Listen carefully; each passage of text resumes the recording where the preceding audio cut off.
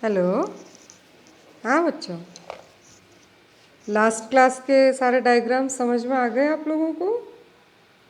कल हमने क्या देखा था कि श्रम की पूर्ति में परिवर्तन होने से संतुलन पर क्या प्रभाव पड़ेगा और श्रम की मांग में परिवर्तन होने से क्या प्रभाव पड़ेगा। आज हम देखेंगे कि कठोर द्रव्य मजदूरी का क्या प्रभाव पड़ता है। ठीक है, तो हमने क्या देखा था कि प्रतिष्ठित सिद्धांत में क्या मान के चलते हैं कि मजदूरी की दरों में और कीमतों में फ्लेक्सिबिलिटी होती है, नम्यता होती है। जब ज़रूरत हो तब घटा बढ़ा सकते हैं। लेकिन एक्चुअल में क्या होता है बच्चों कि श्रमिक संगठन जो है वो मजदूरी में कटौती का भारी विरोध करते हैं। तो वो मौद्रिक मजदूरी को घटाने नहीं देते। मजदूरी बढ़ जाएगी तो बढ़ने देते हैं, लेकिन घटाने पर वो विरोध करते हैं। तो मजदूरी दरों में क्या होती है बच्चों? कठोरता होती है। द्रव्य मजदूरी की दरों में कठोरता की स्थिति उत्पन्न हो जाती है, क्योंकि वो उसको घटाने नहीं दे रहे। तो ऐसी स्थिति में क्या होगा? मुद्रा की पूर्ति, ये जो है, अब इसको पहले अपन क्या देख रहे हैं, इसका डायग्राम देख लीजिए आप। ये देख रहे हो डायग्राम? अब अगर अपन ओरिजिनल इससे चलें तो क्या है, ये भी पैनल डायग्राम है और इसमें आप देखिए कि वही बी में अपना क्या है,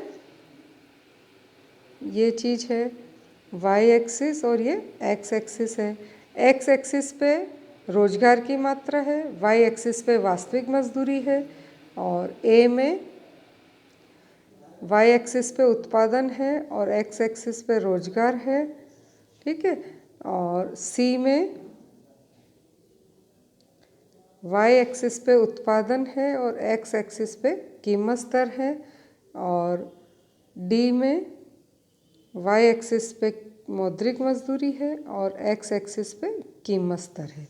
तो ये तो अपना ओरिजिनल है। जैसे मान लीजिए कि अपना क्या है कि ये श्रम का पूर्ति वक्र है, ये श्रम का मांग वक्र है। ये दोनों एक दूसरे को काटते हैं तो N1 रोजगार का स्तर और W/P1 वास्तविक मजदूरी होती है। और इसके हिसाब से इस उत्पादन रेखा पर आप देखो कि N1 रोजगार पे उत्पादन कितना होता है, ये Q2 होता है। और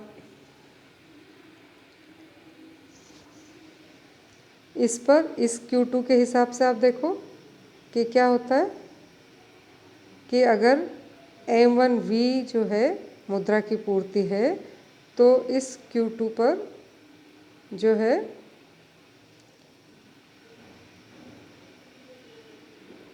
P1 प्राइस होती है। ठीक है, और अब WP1 अगर है P1 प्राइस पर, तो आप देखो कि इस पर मौद्रिक मजदूरी कितनी होती है बच्चों? W1 होती है। ठीक है, अब संतुलन के हिसाब से तो मौद्रिक मजदूरी कितनी होनी चाहिए? W1 होनी चाहिए। तो यहाँ पे पूर्ण रोजगार का स्तर रहेगा। लेकिन अब आप देखिए कि श्रमिक लोग जो है क्या डिमांड करते हैं। मान लीजिए कि हमारी मौद्रिक मजदूरी तो कितनी होनी चाहिए? W2 ही होनी चाहिए। ठीक है, अब इस W2 पर आप क्या देख रहे हो कि ये जो आपकी WP1 है इसके हिसाब से कीमत स्तर कितना होता है? P3 होता है। ठीक है, और इस P3 पर आप क्या देख रहे हो कि उत्पादन का स्तर Q2 होता है। लेकिन अब इस Q2 स्तर पर आप देख रहे हो P3 पर, इधर अगर आप नीचे चलते हो तो ये उत्पादन का और इसका मेल नहीं होता है रोजगार के स्तर का। तो अगर वो W2 मजदूरी की ही डिमांड करते हैं तो आप देखो W2 मजदूरी की डिमांड करेंगे तो वास्तविक मजदूरी W/P2 हो जाएगी और इससे इनका कीमत स्तर P2 हो जाएगा। और इस P2 कीमत स्तर जब होता है तो आप देखो कि उत्पादन का स्तर कितना रहता है? ये Q1 ही रहता है। और इस Q1 स्तर पर रोजगार का स्तर N2 रहता है। और अब आप देखो ये N2 जब रोजगार का स्तर है, क्या हो रहा है? क्या देख रहे हो आप कि यहाँ पे श्रम की मांग तो कितनी है बच्चों? N2। ठीक है। और श्रम की पूर्ति है N3। अगर ये जिद करते हैं, जिद पे अड़ते हैं, W2 मजदूरी की डिमांड करते हैं, तो क्या हो रहा है, ये वास्तविक मजदूरी W/P2 अगर करेंगे, अगर मौद्रिक W2 हुई तो यहाँ पे आप देखो एक गैप हो गया कि डिमांड करूँ तो यहाँ पे है, जिससे N2 रोजगार का स्तर है, और सप्लाई करूँ N3 पर जा रहा है। तो ये N2 N3 क्या हो गई है, ये बेरोजगारी हो गई है। ठीक है, तो ये क्या हुआ बच्चों यहाँ पे कि N2 N3 के बराबर बेरोजगारी हो गई है। लेकिन अब प्रतिष्ठित अर्थशास्त्री क्या कहते हैं, हमारे यहाँ तो बेरोजगारी होती ही नहीं है। ठीक है, तो ये उनकी मान्यता के विरुद्ध है। क्यों? क्योंकि वो क्या मानते हैं कि मजदूरी की दरों में नम्यता होती है। तो यहाँ मजदूरी की दरों में कठोरता है, इसीलिए ये बेरोजगारी हो रही है। ठीक है, तो ये डायग्राम आपने देखा कि क्या हुआ कि अगर वो W2 मजदूरी की डिमांड करते हैं तो श्रम की मांग N2 होती है और श्रम की पूर्ति N3 होती है। तो N2 N3 के बराबर क्या हो गई बच्चों, बेरोजगारी हो गई है। तो ये क्यों हुई है? क्योंकि यहाँ पे मजदूरी की दरों में कठोरता आ गई है, अनम्यता खत्म हो गई है, तो इस वजह से ये बेरोजगारी होती है। ओके, अब हम पहले क्या देख रहे हैं, अभी हमने क्या देखा, कठोर द्रव्य मजदूरी। ठीक है, कि अगर मौद्रिक मजदूरी में कठोरता हो तो क्या होगा। अब हम देख रहे हैं कि मुद्रा की पूर्ति में परिवर्तन का प्रभाव, effect of changes in supply of money. अब आप क्या बताया था मैंने आपको स्टार्टिंग में, ध्यान होगा कि इनके हिसाब से मुद्रा केवल क्या है, एक आवरण का काम करती है। ये विनिमय का माध्यम है और मूल्य के संचय का आधार है। तो मुद्रा की पूर्ति में परिवर्तन जो है वो केवल कीमत स्तर को और मौद्रिक मजदूरी को प्रभावित करेगा। तो ये रोजगार और उत्पादन के स्तर को प्रभावित नहीं कर सकता है और न ही ये वास्तविक मजदूरी की दरों को प्रभावित करेगा। ठीक है, अतः उत्पादन, रोजगार एवं वास्तविक मजदूरी की दरें मुद्रा की पूर्ति में परिवर्तन से अप्रभावित रहते हैं। ठीक है, कि मुद्रा की पूर्ति बदलेगी तो भी वास्तविक क्षेत्र जो है वो अप्रभावित रहेगा और केवल कीमतें बढ़ेगी और मौद्रिक मजदूरी बढ़ेगी। ओके, तो क्या हो रहा है, क्योंकि इन्होंने मुद्रा को केवल क्या माना, एक आवरण माना जिससे हम क्रय विक्रय कर सकते हैं, सौदे कर सकते हैं, विनिमय कर सकते हैं। ठीक है, और मूल्य का संचय कर सकते हैं, लेकिन ये हमारे उत्पादन, रोजगार, आय, इसके डिसीजन को बिल्कुल भी प्रभावित नहीं करेगा। ठीक है, तो अब इसका भी डायग्राम देखिए आप, ये देखिए, ये भी एक पैनल डायग्राम है। ठीक है, अब ये देखो, सबसे पहले अपन ओरिजिनल वाला बनाएंगे, जैसे ये बी से चल रहे हैं अपन,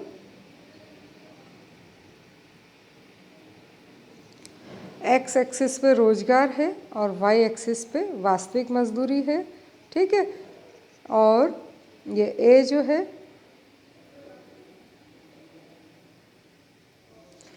एक्स एक्सिस पे रोजगार है और वाई एक्सिस पे उत्पादन है, और इस सी में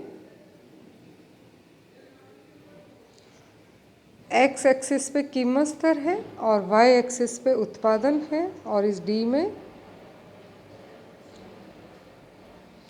एक्स एक्सिस पे कीमत स्तर है और वाई एक्सिस पे मौद्रिक मजदूरी है। ठीक है, ये सारा लिख लीजिए, आप बना लीजिए, साथ साथ प्रैक्टिस भी करिए आप। अब अपन ने क्या देखा कि जो ये बी वाला पैनल है, इसमें आप देखो कि ये श्रम का मांग वक्र है और ये श्रम का पूर्ति वक्र है। ये दोनों एक दूसरे को जा काटते हैं, उससे रोजगार के स्तर का निर्धारण हो रहा ON1, और इससे वास्तविक मजदूरी आपकी W/P1 है।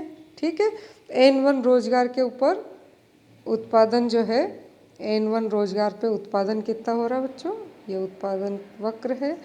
इस पे आप देखिए कि रोजगार की मात्रा कितनी है, OQ1। ठीक है, इस Q1 को अगर अपन इधर ले गए तो इस Q1 पर जब मुद्रा की पूर्ति कितनी है, M1V है, तो इस Q1 उत्पादन पर कीमत स्तर क्या है बच्चों, OP1। ठीक है, और ये वास्तविक मजदूरी रेखा है W/P1, इस P1 प्राइस पर आप देखो कि वास्तविक मजदूरी कितनी है, मौद्रिक मजदूरी बेटा यहाँ, तो ये है OW1, ये आपका ओरिजिनल है।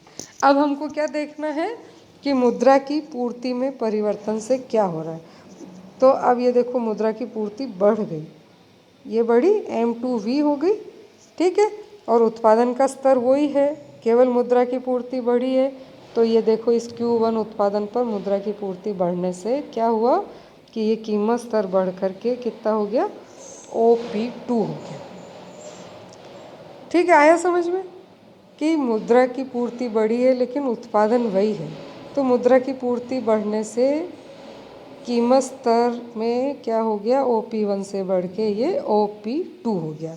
अब इस बढ़े हुए कीमत स्तर को हम नीचे की ओर ले जाते हैं P2 को, तो ये P2 पे देखिए, क्योंकि वास्तविक मजदूरी तो वही है, तो ये P2 अब इसको कहाँ काट रहा है, इस जगह काट रहा है, इसको अपन इधर ले गए, तो ये क्या हुआ बच्चों कि मौद्रिक मजदूरी बढ़ के क्या हो गई, OW2।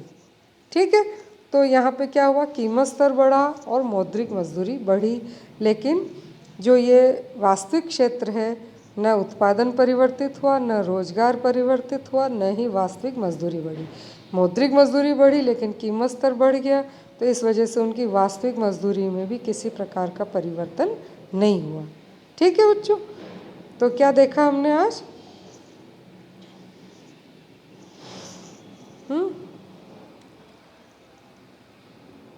कि मुद्रा की जो ये पूर्ति है इसको हमने बढ़ाया, तो इनके हिसाब से मुद्रा क्या है, एक केवल आवरण है, केवल विनिमय का माध्यम है, तो ये उत्पादन को, रोजगार को बिल्कुल भी प्रभावित नहीं करता है। तो हमने देखा कि मुद्रा की पूर्ति जो है वो M1V से बढ़ करके M2V हो गई, तो क्योंकि उत्पादन Q1 ही है, तो इस Q1 उत्पादन के ऊपर क्या हुआ बच्चों कि ये जैसे हम आगे ले गए इस M2V पे, तो ये P2 हो गई, मतलब कीमत स्तर बढ़ गया, और इस P2 को हम नीचे लाए, ठीक है, तो नीचे लाए तो आपने क्या देखा कि वास्तविक मजदूरी रेखा वही है, तो इसने अब कहाँ काटा, इस जगह पर काटा, और यहाँ से ये क्या हुआ, W2 मौद्रिक मजदूरी निर्धारित हुई। तो मौद्रिक मजदूरी W2 हो गई बढ़ के, लेकिन उनकी वास्तविक मजदूरी W/P1 ही रहेगी, रोजगार का स्तर ON1 ही रहेगा, उत्पादन का स्तर OQ1 ही रहेगा। लेकिन अब आप देखा कि यहाँ पे मुद्रा की पूर्ति से इन्होंने देखा कि वास्तविक क्षेत्र में कोई परिवर्तन नहीं हो रहा, लेकिन आधुनिक अर्थशास्त्री प्रतिष्ठावादियों की इस विचारधारा की क्या करते हैं, आलोचना करते हैं। उनके हिसाब से ऐसा नहीं है कि मुद्रा का कोई रोल ही नहीं है, इस हिसाब से मौद्रिक नीति का कोई रोल ही नहीं है, तो किन्स ने इसकी काफ़ी आलोचना करी थी। ठीक है, तो अब आप आज हमने कौन सा देखा, एक तो कठोर द्रव्य मजदूरी, कि अगर मजदूरी की दरों में नम्यता नहीं होगी तो बाजार में क्या होगी, बेरोजगारी हो सकती है, तो अगर वो मजदूरी में कटौती को स्वीकार कर लेंगे तो बेरोजगारी खत्म हो जाएगी। दूसरा हमने क्या देखा कि द्रव्य जो है मुद्रा की पूर्ति में अगर परिवर्तन हो जाता है तो वास्तविक क्षेत्र इनके हिसाब से अपरिवर्तित रहता है और केवल कीमत स्तर बढ़ रहा है और केवल मौद्रिक मजदूरी बढ़ रही है। ठीक है, तो आज हमने यहाँ तक देखा। अब नेक्स्ट क्लास में हम देखेंगे बचत और निवेश सहित प्रतिष्ठित सिद्धांत। ठीक है, ओके, थैंक यू। सब समझ में आ रहा है बच्चों?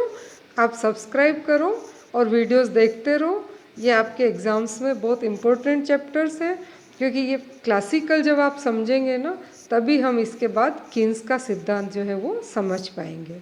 Okay, thank you.